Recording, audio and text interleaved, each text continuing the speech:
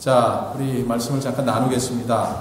이런 얘기로 시작하려고 하는데, 주님 오시기 480년 전에 벌어진 일이에요. 어떤 일이 벌어졌냐면, 에스더서가 적힐 그런 분위기예요.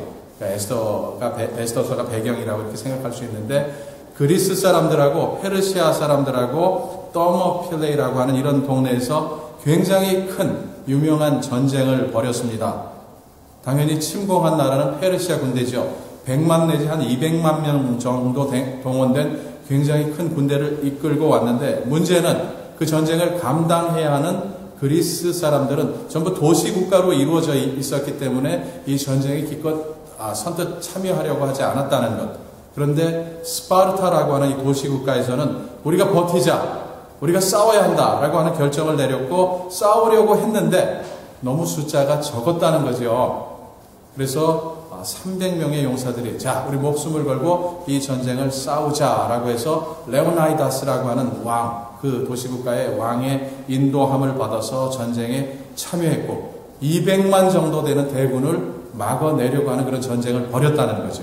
자, 지금 여기 나오는 장면, 이게 영화에 나오는 장면인데 지금 제가 영화 얘기를 하고 있는 것이 아닙니다. 역사에 있었던 한 장면, 물론 역사를 얼마나 객관적으로 적었느냐 하는 것이 문제겠지만 있었던 일이기 때문에 제가 지금 말씀을 드리고 있는데, 이 전쟁, 자, 300명이 100만이 넘는 대군하고 싸워서 이길 수 있겠습니까? 이거 불가능하죠, 애시당초. 근데 이분들이 용기를 냈습니다. 싸우자라고 해서 우리가 싸울 수 있는 방법이 무엇이겠느냐, 무조건 무모하게 돌진하는 것보다는 지혜를 내자 해서 좁은 길목, 반드시 지나가야 하는 좁은 길목을 우리가 지키자, 버틸 대로 버텨보자 라는 생각에서 싸우기를 시작했고, 싸움이 시작됐고 하나씩 죽어가는 거죠. 300명이. 그리고 100만 대군이 되는 페르시아 군대도 조금씩 피해를 입는 이런 일들이 벌어졌습니다. 결국 어떻게 됐는지 아시죠? 그죠? 누가 이겼습니까? 애시당초 말이 되는 전쟁이 아니죠. 300명이 100만 명을 이길 수 있는 그런 일은 없습니다. 다 죽었어요. 300명이. 전쟁에서 패했습니다. 실패로 끝났습니다. 그죠? 실패예요. 졌으니까. 전쟁에서 패자를 승리라고 부르진 않습니다. 성공이라고 부르진 않잖아요. 그런데 성공이라고 말할 수 있는 그런 놀라운 일들이 벌어진 거죠. 이분들은 다 그 전쟁터에서 죽었지만, 적군의 칼에, 창에, 활에 맞아 죽었지만, 그래서 실패라고 말할 수밖에 없는 전쟁이었지만 이 전쟁은 승리였다, 성공이었다라고 말할 수 있는 이유가 몇 가지가 있는데, 그게 뭔가 하면, 자, 이 사람들이 그 스파르타 사람들의 기계, 용기, 끈기를 세상에 보여줄 수 있었던 것. 그리고 같은 일족이라고 말할 수 있는 수많은 그리스의 다른 사람들에게 그 용기를 보여줄 수 있었다라는 것. 굉장히 좋은 example이 될 수 있었다는 거죠. 저는 이 사건을 이렇게 생각하면서 이런 적용을 제가 한번 해봤는데, 스스로에게 때때로 우리가 문제를 만나게 되면 이게 놀랍게도 하나만 우리에게 오는 것이 아니라 한꺼번에 왕창 와요. 놀랍게도 이게 오면 요거만 해결되면 좋겠는데, 요거만 문제면 좋겠는데, 이게 아니고 이것도 터지고 저것도 터지고 왕창 터져서 우리 깔려 죽게 되는 이런 상황이 놓여질 때, 이 스파르타 사람들이 보여준 이 용기, 단지 용기만 보여준 게 아니라 이 사람들이 지혜를 가졌구나. 그래서 one by one, 하나씩 오라고, 하나씩 오면 내가 얼마든지 감당할 수 있겠다고. 우리가 삶의 문제를 대할 때도 이 모든 걸 한꺼번에 내 눈에 담고 이걸 다 어떻게 하나 이럴 것이 아니라 하나씩 바라보면 이길 수 있겠구나 라고 하는 이런 지혜를 좀 얻을 수 있었어요. 자, 뿐만 아니라 이것이 성공적이다라고 얘기할 수 있었던 게 뭐냐면, 이 사람들이 무모하게 전쟁을 벌인 것이 아니라 지혜롭게 그렇게 버텨줌으로 인해서 시간을 충분히 끌어준 거죠. 그래서 그리스 사람들에게 용기를 주었을 뿐만 아니라 이분들이 그렇다면 우리가 이 전쟁을 대비해야 되겠다, 우리도 나가서 싸워야 되겠다 해서 서로 모이기를 시작했고 군대를 이룰 수 있었고, 그래서 무서운 기세로 쳐들어오는 이 페르시아의 육군과 해군을 1년 만에 물리칠 수 있었다고 역사가 적고 있었다는 거예요. 그러니까 실패가 아닌 거죠. 자, 또 한 가지 더 중요한 사실을 얘기를 하자면, 이분들이 이렇게 용기를 가지고 충분히 시간을 끌어줬고, 그래서 전쟁에서 패하지 않고 페르시아 군대를 물리칠 수 있었기 때문에 어떤 결과가 이어졌냐면 소위 민주주의라는 것, 디모크라시라는 것, 이 그리스 땅에서 만들어지기 시작한 이 형성되기 시작한 이것이 만약에 페르시아 군대에 의해서 그때 망했다면 아마 역사 속에서 민주주의라는 생각이 생겨나지 못했을 수도 있어요. 그러나 전쟁을 그 전쟁에서 이길 수 있었기 때문에, 결국엔 이길 수 있었기 때문에 민주주의가 그리스 땅에서 조금씩 형성이 되기 시작하고 중요한 정치 제도로 자리 잡는 그런 일들이 역사 속에서 가능하게 되었다라고 하는 거예요. 자, 이런 이유 때문에 비록 이 300명의 용사들은 그 전쟁터에서 죽어갈 수밖에 없었지만 성공이다라고 부르는 거죠. 그래서 성공은 성공인데 그냥 성공이 아니고 지긴 또 졌으니까 성공적인 실패다, successful failure라고 이렇게 말하게 됐다 하는 이런 얘기죠. 자, 우리 성경을 보니까 많은 이런 예들이 있습니다.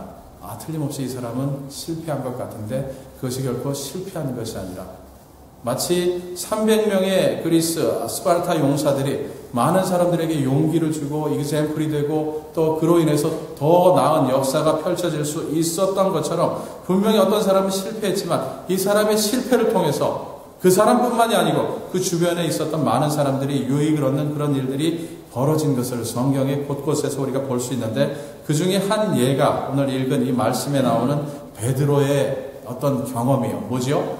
베드로가 물 위를 걸어갈 수 있었다는 거예요. 여러분, 베드로 외에 물길 위를 걸었던 사람이 있었다고 이렇게 들으신 적이 있습니까? 저는 한 번도 들어본 적이 없어요.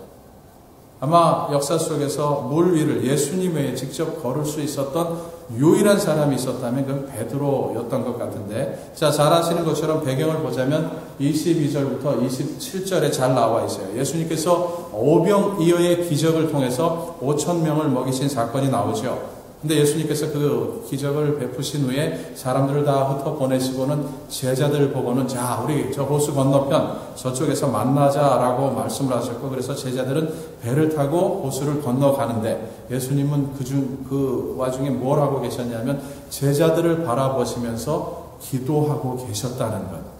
굉장히 의도적인 그 행동이었던 것 같아요. 그런데 제자들이 이 호수를 건너가면서 어떤 일을 겪습니까? 예수님이 제자들을 위해서 기도하고 계신데, 그렇다면 평온해야 되는데 풍랑이 일어나죠. 이상한 일이 벌어집니다.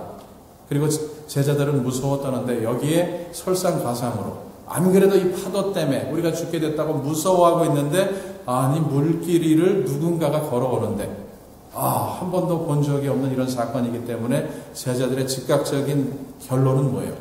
유령이구나. 더 무서워지는 거죠. 그래서 벌벌 떨고 있었는데 알고 보니까 누구였어요? 예수님이셨다는 거예요. 얼마나 안도가 되겠습니까? 내가 가진 이 문제 안에 예수님이 오셨어요. 유령인 줄 알았고, 그래서 더 무서워지는 상황이 벌어지는 걸로 알았는데, 그분이 나를 사랑하시는 예수님, 그것도 그냥 오시는 것이 아니라, 배 타고 오시는 것이 아니라 물길을 저벅저벅 걸어서 내 문제 안으로 들어오셨다는 것, 바로 이 그림 보여주고 있는 거죠. 그죠? 이것만으로도 충분히 우리가 메시지를 나눌 수 있고 결론을 내릴 수 있고, 이런 생각할 수 있어요. 그러니까 내가 살아가면서 나는 자꾸 이 문제에서 벗어나려고 하는데 이것이 해결책이 아니겠구나. 해결책은 예수님이 내 문제 안으로 들어오시는 거겠구나 라고 하는 것. 성경이 가리키고 있는 얘기가 전부 이런 얘기입니다. 우리는 자꾸 문제가 생기면 빠져나가야지. 빠져나가는데 초점이 맞춰지는데, 성경이 제시하는, 하나님의 말씀이 제시하는 방법은 뭐냐면 예수님이 당신의 문제 안으로 들어가셔야 합니다. 그래서 예수님과 함께 그 문제를 겪으셔야 합니다. 그래서 예수님이 제시하는 해결 방법으로 그 문제를 이기셔야 합니다. 이 얘기를 계속 하고 있는 거죠. 자, 이것만으로도 충분한 우리 메시지가 될 수 있어요. 예수님이 내 아픔, 내 어려움, 내 곤란 가운데로 오셨다. 그래서 나는 평안을 되찾을 수 있었다라고 하는, 예수님이 그런 분이십니다. 우리가 어려움 가운데 있을 때 자꾸 빠져나가려고 할 것이 아니라, 예수님 내 자리로 오십시오. 내 아픔 가운데로 오십시오. 내 어려움 가운데로 오십시오. 그것으로 나는 충분합니다. 이렇게 구할 수 있을 때 예수님 오십니다. 예수님 도움의 손길을 내미시고 오셔서 나와 더불어 자 그럼 이렇게 해보지 않겠니? 저렇게 해보지 않겠니? 지혜를 주시고 그런 일들을 할 만한 능력을 우리에게 주신다는 그 그림이 지금 보이지요? 자, 이것만으로 충분한데 더 우리가 깊게 생각해 보아야 그 어떤 사건이 벌어지죠. 28절부터 31절을 보니까 놀라운 사건, 지금 풍랑이 일고 있는, 여전히 바람이 몰아치고 있고 그래서 거센 물결이 일렁이고 있는 이런 상황 속에서 베드로가 이상한 얘기를 하죠. 뭐라고 얘기를 합니까? 주여 만일 주시어든 나를 명하사 물 위로 오라 하소서. 이렇게 예수님께 애스크를 하죠. 자, 여러분 한번 생각해 보셨으면 좋겠어요. 베드로가 이런 얘기를 했는데 이렇게 말한 베드로의 심적 배경과 동기가 무엇일까? 베드로의 이런 말에 대해서 우리가 평가를 해보자면 도대체 어떤 평가를 내릴 수 있을까라고. 어떻게 생각하세요, 여러분? 자, 지금 힘들어 죽겠는데 예수님이 나타나셨어요. 그러면 그냥 거기서 깊게 심호흡하고 살았네라고 해도 충분한데 베드로는 거기서 멈추지 않았습니다. 그리고는 지금 예수님이신 것 같은데 자, 믿습니다. 그러니까 나를 오게 하십시오. 예수님 서 계신 그 자리로. 이렇게 얘기를 했다는 거죠. 어떤 평가를 내리시겠어요?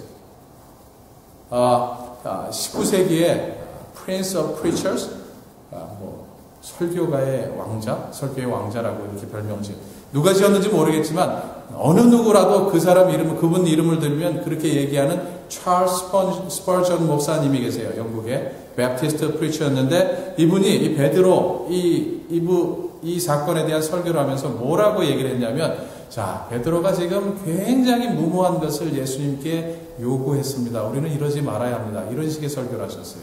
그러면서 얘기를 어떻게 풀어갔냐면 읽어보니까 베드로의 이름이 뜻이 뭡니까? 돌멩이죠. 그죠? 돌이에요, 돌. 돌이 물에 던져지면 어떻게 됩니까?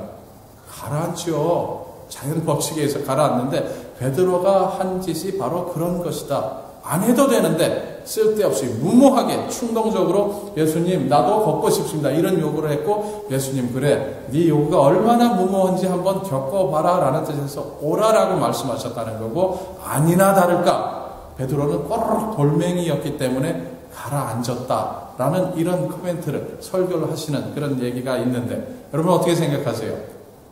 예수님이 그걸 가르치시기 위해서 야 쓸데없이 그런 걸 요구하지 마. 그냥 가만히 있어. 그게 도와주는 거야. 이 얘기를 하시기 위해서 예수님이 이 사건이 벌어지도록 하신 것일까? 아니죠. 그죠? 틀림없이 그런 쪽의 얘기는 아닙니다라고 합니다.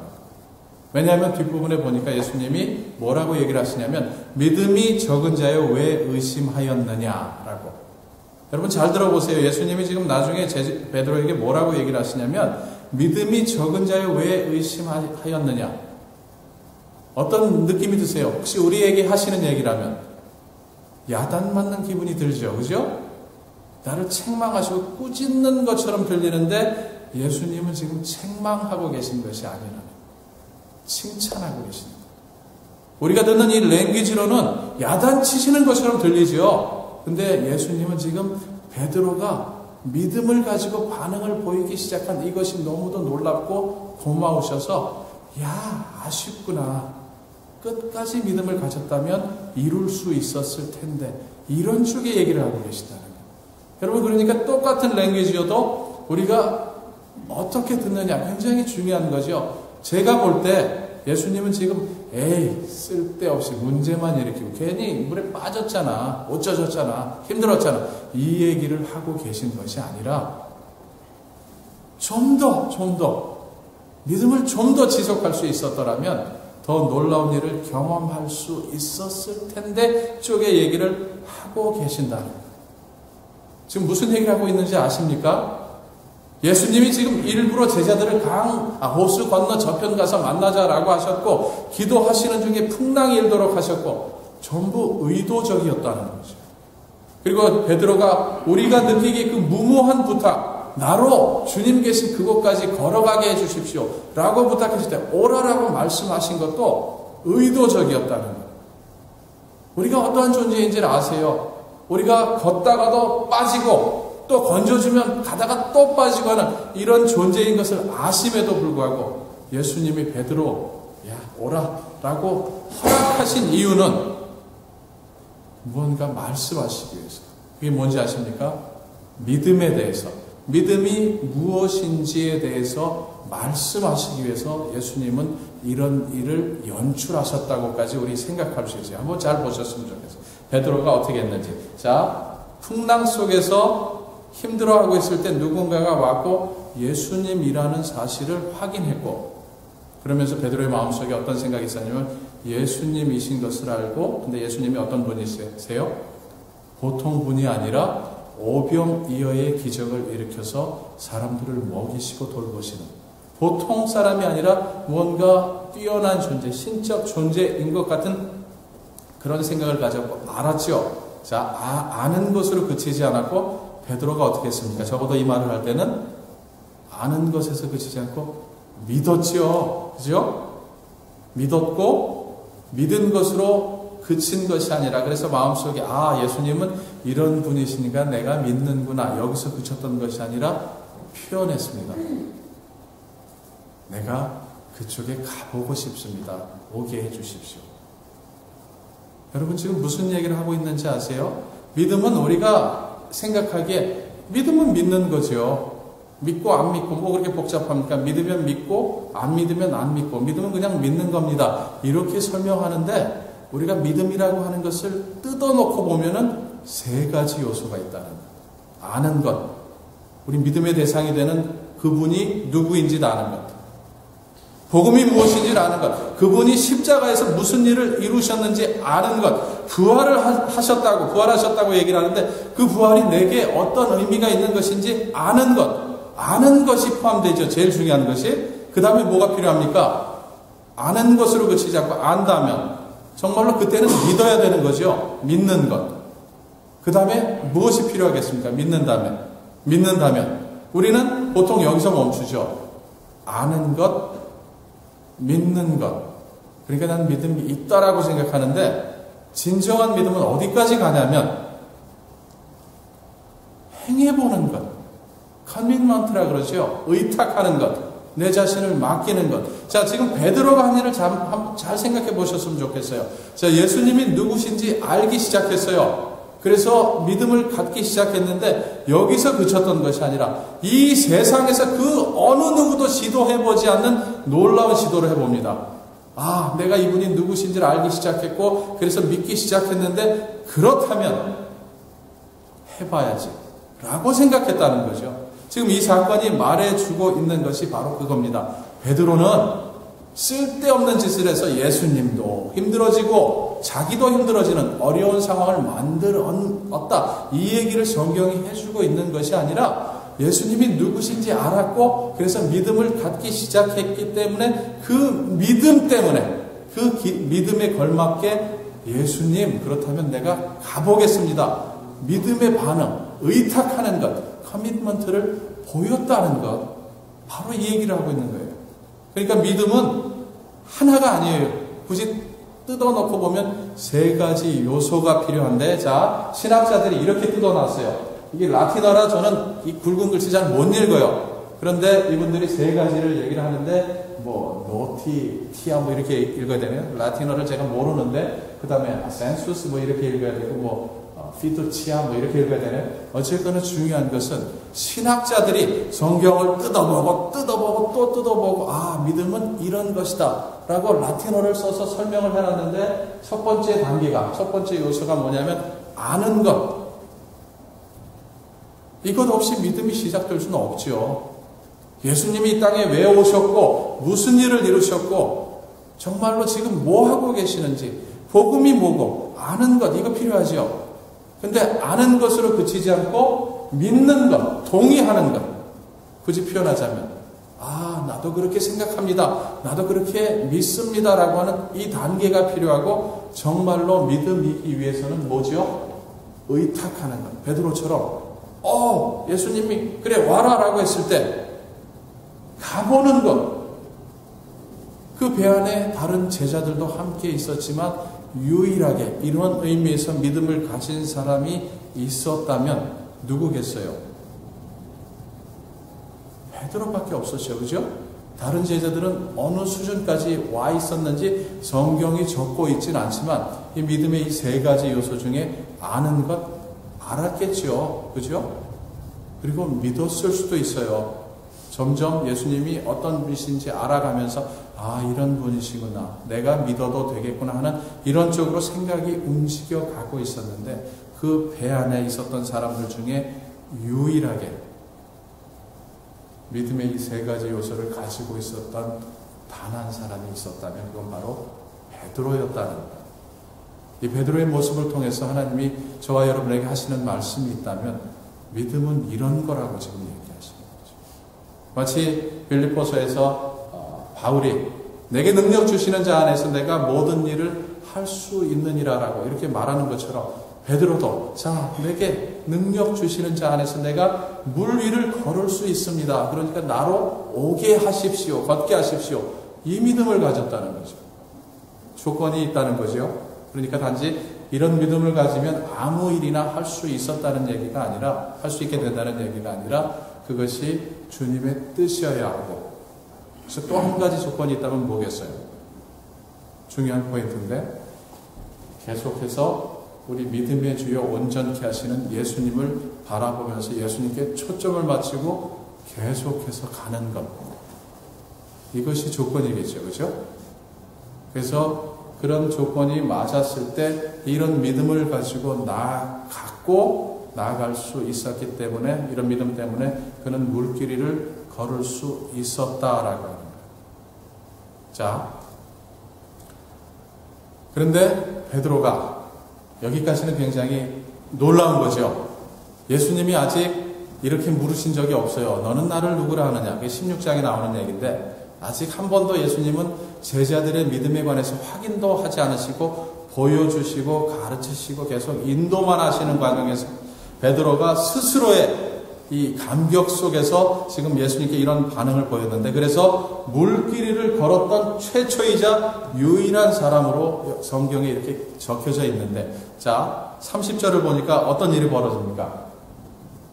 바람을 보고 어떻게 됐다고요? 그 다음에 무서워 빠져가는지라.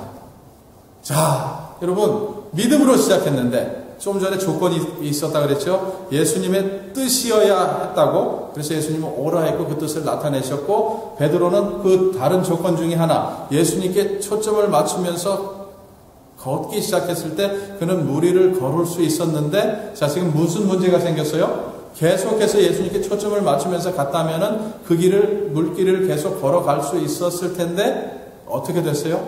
성경이 적고 있는 그대로 보자면 바람을 보고 무서워 빠져가는지라고 하는 거예요. 이게 문제였죠. 그죠? 자, 여러분 이 장면을 한번 생각해 보셨으면 좋겠어요. 험나게 믿음을 가졌고 그래서 믿음 때문에 예수님께 무언가 요구할 수 있었고 예수님이 반응을 보이셨고 그래서 믿음으로 시작됐는데 가다가 다른 데를 쳐다봄으로 인해서 빠졌다라고 하는 거예요. 여러분 뭐라고 얘기하시겠습니까? 좀 전에 얘기했던 그 스펄전 목사님은 아마 이 장면 보고 쓸데없는 짓 했구나라고 그저 가만히 있었다면 배 안에 있었다면 그저 물에 빠지는 그 고생이나 안 했을 텐데 라고 생각하기 쉽죠. 그죠? 그리고 우리도 혹시 이 장면을 이 구절을 보면서 베드로가 결국 물에 빠졌네. 결국 겨우 이런 거 겪자고 믿음의 반응을 보였는가라고 이렇게 생각할 수 있는데 여러분 계속 보세요. 그 뒷부분에 나오는 얘기가 뭐죠? 소리 질러 가로되 주여 나를 구원하소서. 저는 이 구절이 더 놀라운 구절이라고 생각해요. 베드로가 예수님께 믿음의 반응을 보여서 물길이를 걸었던 것보다 더 훌륭한 일이 이거라고 생각합니다. 왜 그런지 아세요? 믿음을 다시 가졌어요. 무슨 말인지 아세요?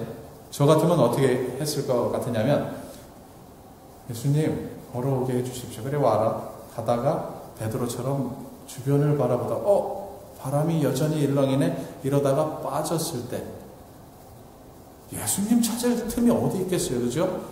허우적 대면서 어떻게든지 내 힘 가지고 살아보려고 발버둥 쳤을 텐데 그게 우리 인간들이 보이는 자연스러운 반응이었을 텐데 지금 베드로는 뭐라고 얘기를 하고 있습니까? 물에 빠져가는 중에도, 허우적대는 이 과정 중에도 바라봤다는 거죠. 다시 누구를요? 예수님. 예수님을 바라보면서 아까 얘기했던 믿음의 그 세 가지 요소, 예수님이 나를 구원하실 분이신 것을 알고 믿고, 그 다음에 뭐예요? 커미트먼트. 구원하소서. 나를 구원하소서. 이렇게 외칠 수 있었다라고 하는 거예요.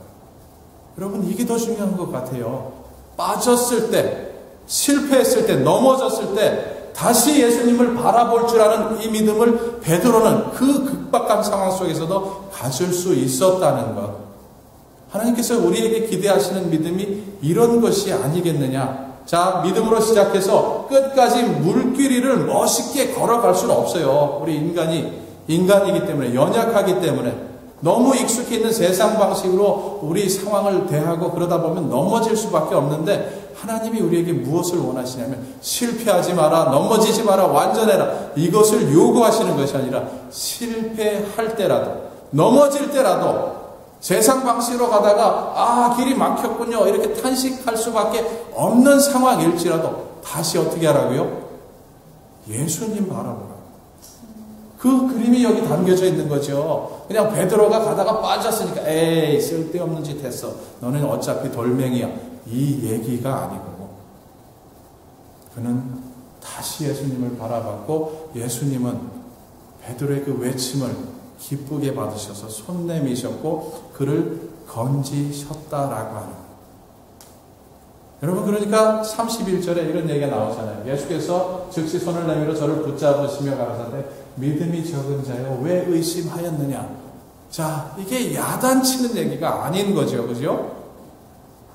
조금만 더 나를 집중해서 바라볼 수 있었다면, 계속해서 그렇게 할 수 있었더라면 온전함에 이르를 수 있었을 텐데, 아쉽구나. 다음에는 그렇게 할 수 있으면 좋겠다라고 하는 거예요.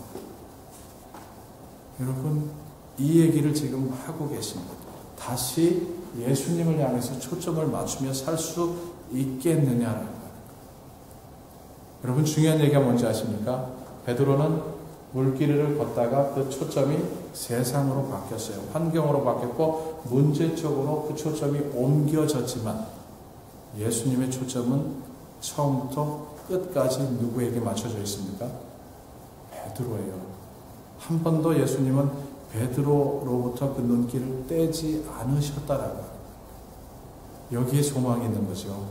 우리는 변하는데, 우리는 자꾸 하나님도 바라보다가 세상도 바라보고 주님을 바라보기도 하면서 또 내가 가진 내 재능, 내 능력, 내 힘, 이런 것들을 바라보기도 하는데, 왔다 갔다 하는데 우리의 주님은 한 번도 우리를 향해서 그 눈길을 떼신 적이 없다라고 합니다.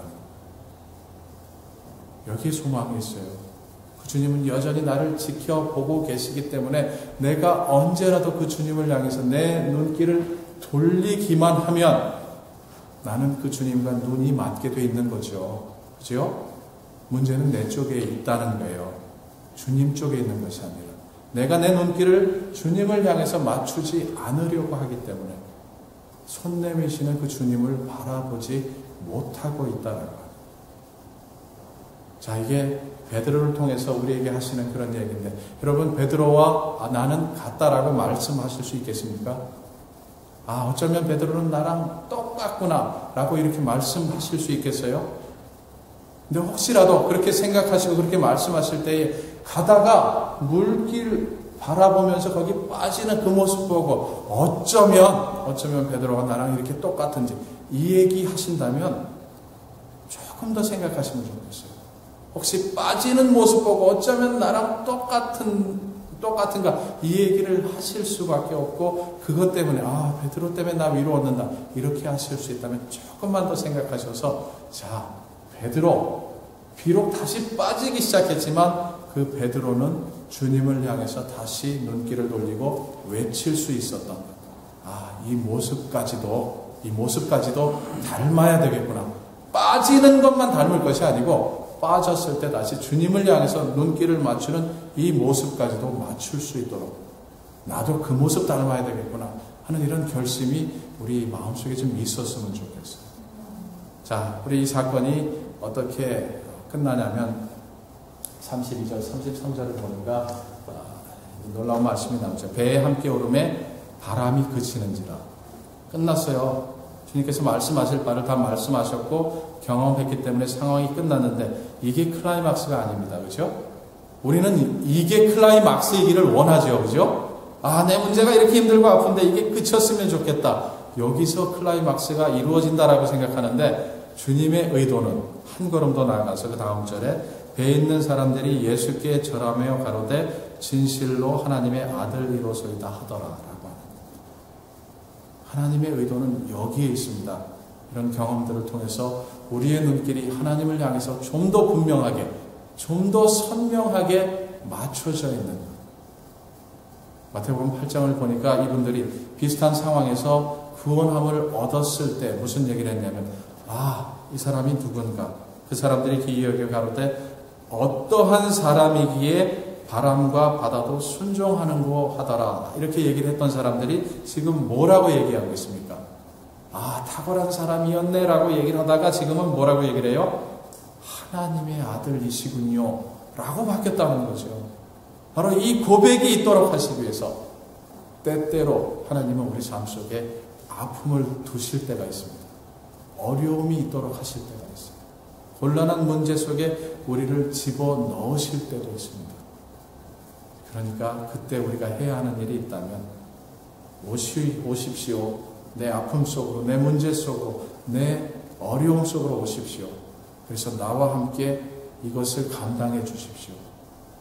그러면서 베드로처럼 물길을 걷기를 원합니다 라고 구하실 수 있어야 하고 혹시 실패하더라도 다시 주님께 초점을 맞추면서 내가 다시 당신의 구원하시는 손길을 경험하기를 소원합니다 하는 지속적인 눈길을 주님께 드리는 것을 우리에게 원하신다는 거예요. 여러분 제목을 제가 잘못 달았다고 생각하실런지 모르겠어요. 그럼 우리 실패하라는 말이냐? No, 그런 얘기가 아니고요. Successful failure라고 성공적인 실패라고 이 말씀을 제목을 정했을 때 그 이유는 우리가 믿음으로 하는 모든 일들 그것이 우리 눈에는 실패인 것처럼 보이고 어차피 우리는 실패할 수밖에 없다고 느낄런지 모르지만 하나님 안에서는 그것이 하나도 낭비되는 일이 없다는 거예요. 그래서 하나님은 그 모든 실패, 성공을 통해서 우리가 하나님을 향해서 좀 더 분명한 시각을 가지고 믿음을 가지고 나아갈 수 있도록 우리를 이끄시는 분이시다라고 하는 이 사실을 말씀드리기 위해서 제목을 이렇게 정했던 거죠. 여러분 시도하십시오. 나 손에 물 묻히기 싫습니다. 발에 물 묻히기 싫습니다. 그래서 그냥 조용히 있기를 원하신다면 평생 그렇게 사십시오. 안전하실 수는 있으나 그러나 하나님의 능력과 하나님의 사랑은 체험하실 수 없습니다. 그러나 내가 좀 힘들어 보이고 내가 물에 빠질 수도 있는 이런 상황일지라도 베드로처럼 기꺼이 그렇게 하려고 한다면 조금 피곤해질 수는 있겠지만 하나님의 나라를 경험하실 수 있게 됩니다. 우리 모두 그렇게 살아가시는 그래서 하나님의 능력과 사랑과 은혜를 경험하시면서 좀 더 분명하게 주님 앞에 서시는 그런 복된 분들이 다 되시기를 축원해 드립니다. 잠깐 기도하겠습니다.